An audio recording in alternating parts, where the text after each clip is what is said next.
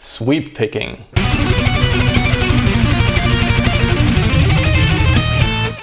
That is our really awesome topic for today's video, and I'd like to show you something extra special. There is one big problem or challenge when it comes to the picking motion, and I'd like to show you the exercise and practice concept that really helped me with overcoming this obstacle as fast as possible. So let's not waste any more time and start sweeping right away.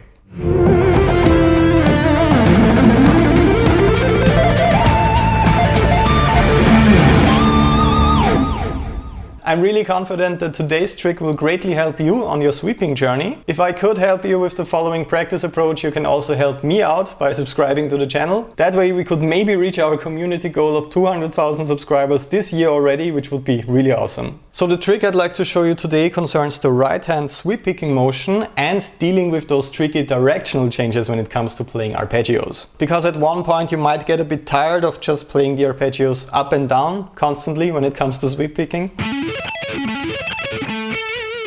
Stuff like that is definitely interesting and really cool for a while, but after only playing those arpeggios up and down constantly, it will get a bit boring. But here's the big problem when it comes to this technique and the directional changes. When I break up an arpeggio, right in the middle for example, so going with upstrokes all the way, now I have to jump over the G string where I just performed that upstroke to get the downstroke for the next strings. So it's really tricky to cut that arpeggio in half, for example, to create a more interesting pattern, because you suddenly have to jump between the strings, and in the beginning you get stuck between the strings, and that results in some unwanted noise, of course. So right now I'd like to show you a really important trick with the pretty cool pattern that I played in the beginning. Let's hear that one again real quick.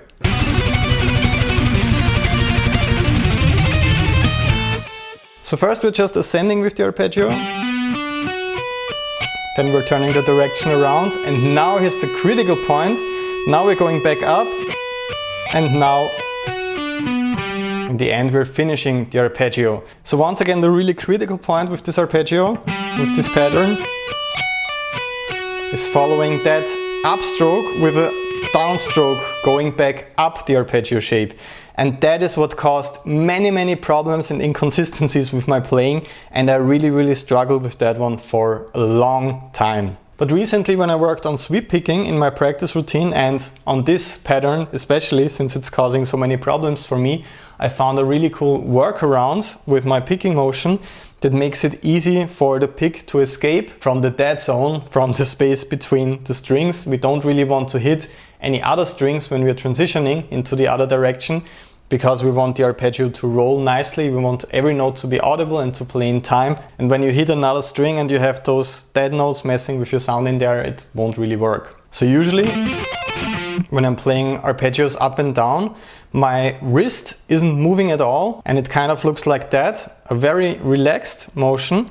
And as you can see, my hand is following the strings, so I'm not anchored right here and performing a motion like that, because that way, I think you can see it a bit clearer right here, that way the picking angle is changing completely for every single string, and that can cause some problems when the picking angle for the first string looks like that, and then you're performing an arching motion like that, and then you end up with that kind of angle for the highest string. It won't really sound that consistent when you constantly change your angle like that. So with the sweeping motion that I'm working with, I'm basically following the strings with my hand, so I end up with the same angle for all the strings, because I want the arpeggio to sound consistent. But as we said, the big problem that we're working on today is following that upstroke with a downstroke, and I have to jump over the string to perform the downstroke, so that really messes with my technique. And the trick that I found that made all of this easier was essentially anchoring my hand with the top part of the arpeggio like that, so just moving up with my regular sweep picking motion like that. But then when I arrived at the highest string, I'm anchoring my hand and I'm performing a wrist motion, because that results in this kind of motion when I'm just moving my wrist up like that. And I'm escaping that dead zone between the strings that I would be in if I just work like that. So naturally, as you can see, I'm escaping that place between the strings and I'm in the perfect position for that downstroke. So once again, here are the upstrokes with that wrist motion on top of the arpeggio. Right now I'm not stuck between the strings and I'm in the perfect position for downstroke on the B string. So the E string, B string, G string, then downstroke on the B string, downstroke on the high E string. And when you look at it from this direction, the change looks really subtle because you can't really see that kind of movement that much. But as soon as we turn it around,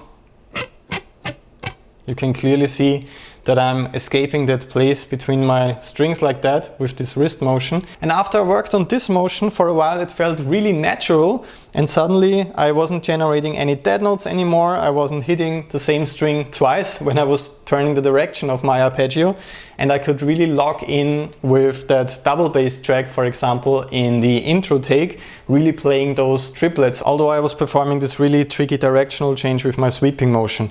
And of course, the faster it gets, the smaller and more subtle that kind of change is, but I can really feel the difference of staying locked in with that wrist motion when it comes to the higher part of the arpeggio, and then using my regular technique to complete the arpeggio.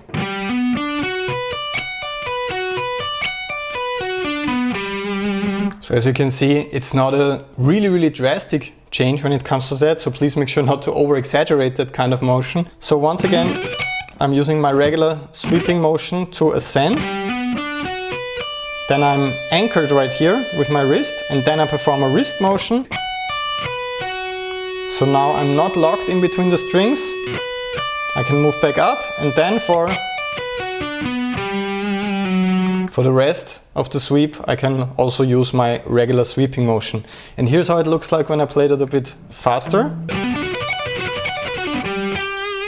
So you can still hear every note in there, and it's not that drastic kind of change, it's more like something that you can feel when you're playing, that switching from this kind of motion to the wrist motion, going back and forth.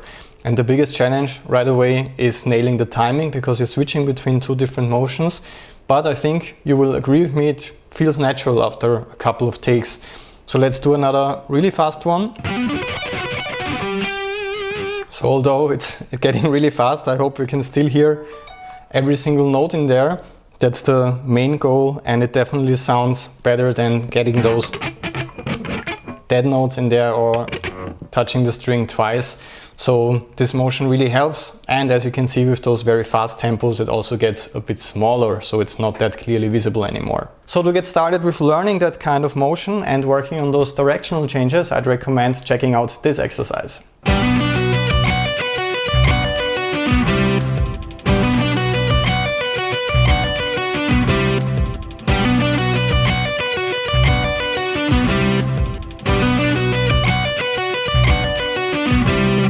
As always, you can download the tabs and guitar profiles of both the practical demonstration and the exercise on patreon.com/BERNTH. And once again, I also made sure to record some really helpful video play-alongs for you for this exercise at very slow tempos, so that you can practice this together with me in every single practice routine from now on. In case you didn't already know, I upload these extremely helpful files for every single YouTube lesson that I publish, so those tabs, guitar profiles and video play-alongs when we're discussing exercises. And of course, the community also gets to vote on the video topics for this channel, and I also have a closed and secret VIP Facebook group. With that one I can answer questions and give detailed feedback to student contributions like videos or songs or anything like that. So make sure to check that out if you want to take your guitar skills to the next level as fast as possible. Remember to subscribe to join this guitar community right now. Leave a like in case you learned something new, and a comment in case you have any more questions for me. I will hopefully see you again in the next video. All the best and have a lot of fun sweeping. Until then.